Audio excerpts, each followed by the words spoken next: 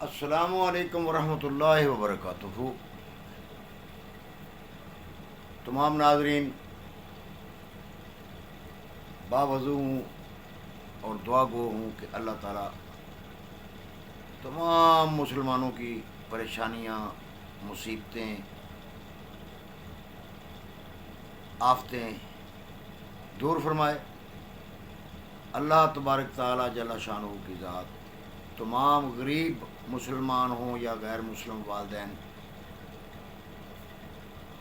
ان کو ان کی بچیوں کے بالخصوص اور بچوں کے بالعموم فرائض شادی جو ہیں وہ ادا کرنے کی توفیق عطا فرمائے، اور اپنی جناب سے، اپنی رحمت سے اچھے وسائل پیدا فرمائے ان کے لیے۔ آمین ثم آمین۔ اور امید کرتا ہوں کہ آپ سب خیریت سے ہوں گے، اور اپیل کرتا ہوں کہ میرے لیے بھی دعائے خیر کرتے رہیے گا۔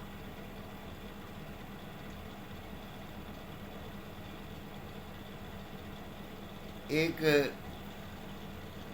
دوست نے، ہمارے قریبی دوست بھی ہیں، انہوں نے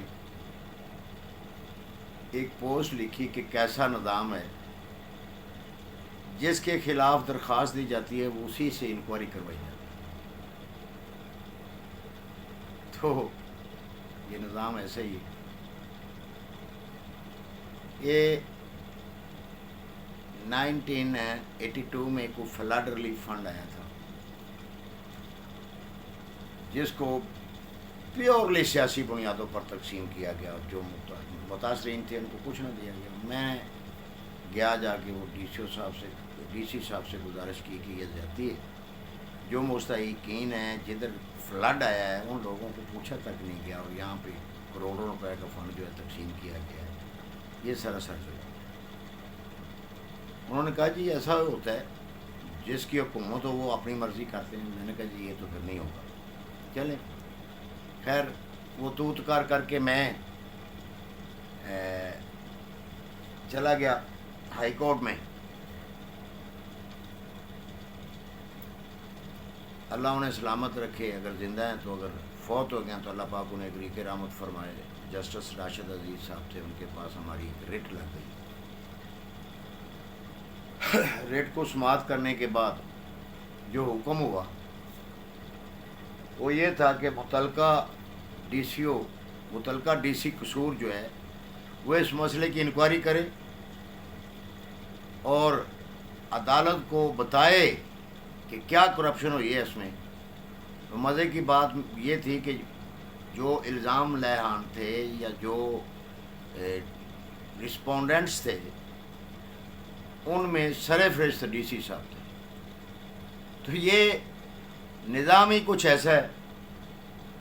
ابھی ایک متعلقہ تھانے میں درخواست دی جاتی ہے کہ جی ہمارا کو ایف آئی آر درج کی جائے، یہ انسیڈنٹ ہو گیا ہے، یا یہ واقعہ ہو گیا ہے، یا یہ حادثہ ہو گیا ہمارے ساتھ۔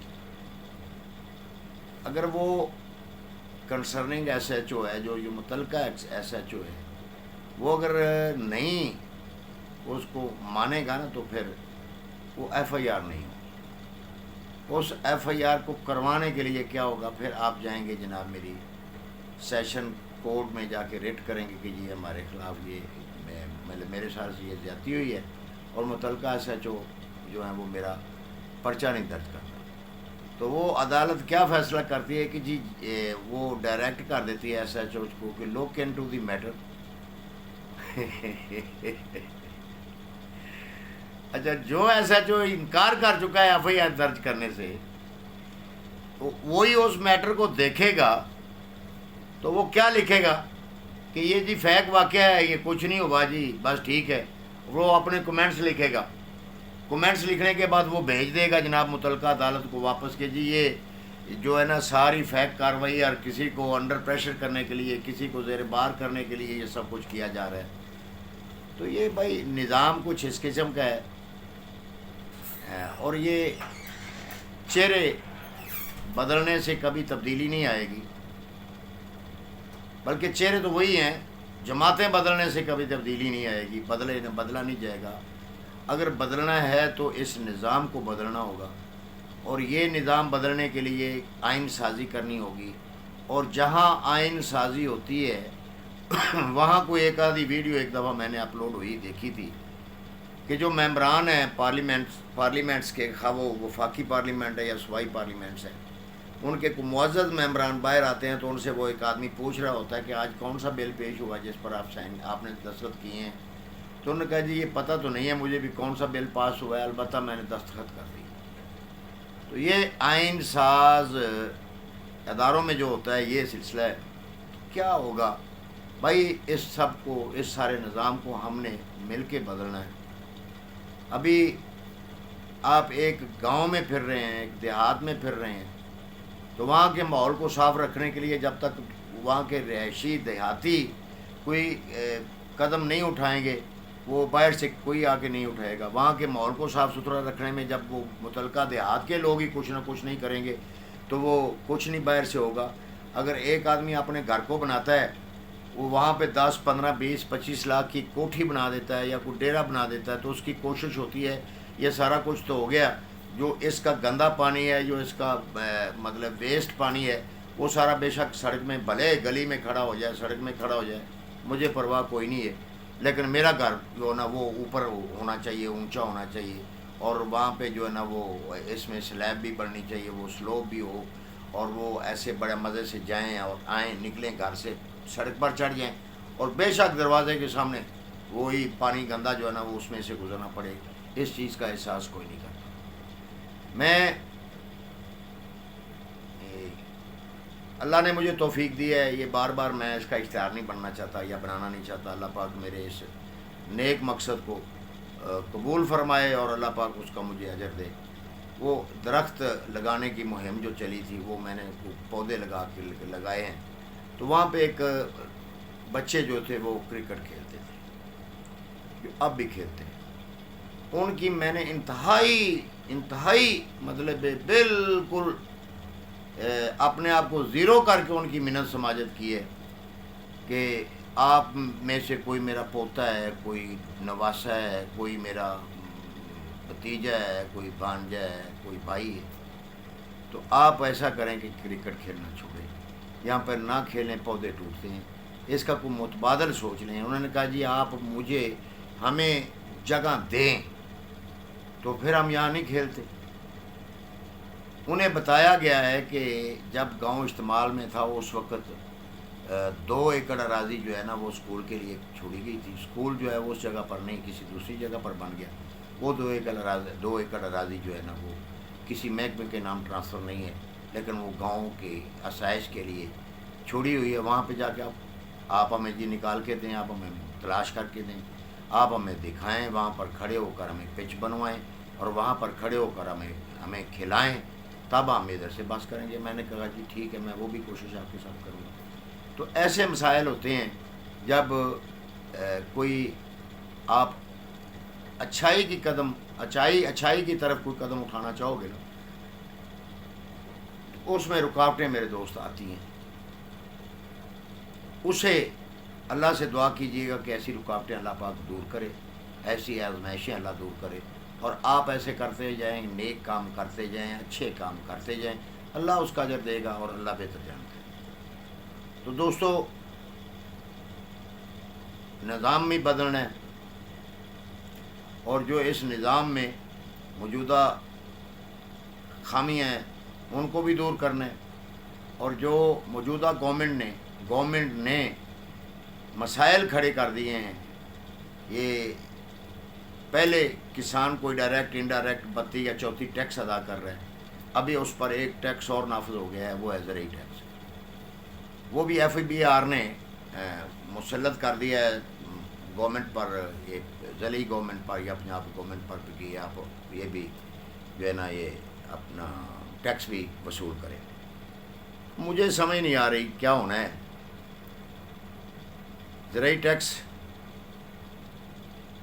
اگر کوئی بچتا ہے کسی ایک فصل میں تو وہ دوسری میں برابر ہویا ہوتا ہے۔ پتہ نہیں اللہ پاک نے یہ کسانوں میں مطلب کسانوں کو ایسے مسائل سے دو چار رکھنا ہے، یا یہ کچھ آپ ایسے ہیں جو ان کا آپس کی یونٹی نہیں بن رہی ہے، جو رہ رہے ہیں. تو یہ ساری پریشانیاں ان کے مداوع کے لیے ہم نے ایک مرکزی میٹنگ کسان اتحاد کی رکھی ہوئی ہے، جو مورخہ 7 ستمبر بروز منگل علی میرج ہال کھڑیاں تحصیل قصور ضلع قصور، اس میں یہ میٹنگ ہے. ان سارے مسائل اور ان سارے معاملات کو سلجھانے کے لیے